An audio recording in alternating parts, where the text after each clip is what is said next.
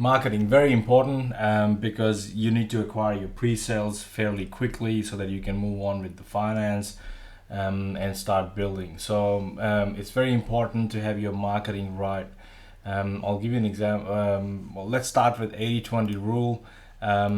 It's a you must have heard that 80-20 rule, because it applies to everything we do. 20% of the buyers will produce 80% of the sales, for example, and the same applies to property as well. So every 2 prospects out of 10 will become genuine buyers, for example. And also 80% of your potential buyers will come from within 20 kilometers of the project.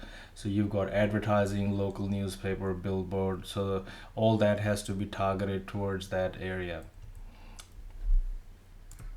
Let's look at the future supply of property, and let's understand what it is all about. So future supply of property, there is an increase in population. It is estimated that Australia's population will reach around 42 million by 2050, and this is 6 million more than the federal government's target, if everything remains same. Now, I'm not saying that. You can have a look at this article on news.com.au if you wanted to find out more. Capital cities are obviously more attractive: Sydney, Melbourne, Brisbane, Perth. I myself have projects happening in Melbourne and Brisbane, not in Sydney and not in Perth. There's a shortage of housing in Australia, which everyone says, but it's all debatable. And it appears, according to the report by Fitch is a research agency. You can check out their website or find out more about them on Wikipedia. And there's another article that you can read on abc.net.au, which basically is saying that at best housing shortage will not get worse, and at best it'll get better. And a surge in construction will, as long as the population growth is steady, the shortage will get better. So when it comes to housing affordability, a major rating agency forecasts Australian home price growth to slow as the nation approaches an affordability ceiling.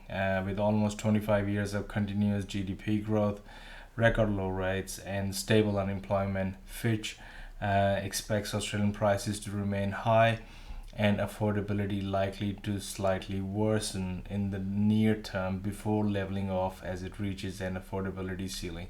So there's a limit to where all the prices can go up to. So after that, they when they touch the ceiling, they start to level off and they become flat. But we are a little bit. It's another 2-3 years before that starts to happen again. Then you've got Australian property remains among the most expensive on almost all metrics, and because of that affordability issue, more and more apartments are going to start popping up. It's actually taken 3 market cycles before apartments have started to now become a norm, and a lot of people now prefer apartments because of the demographic shift. People are marrying late. There are younger people who want to live close to the city, and there's more demand for apartments near the CBD.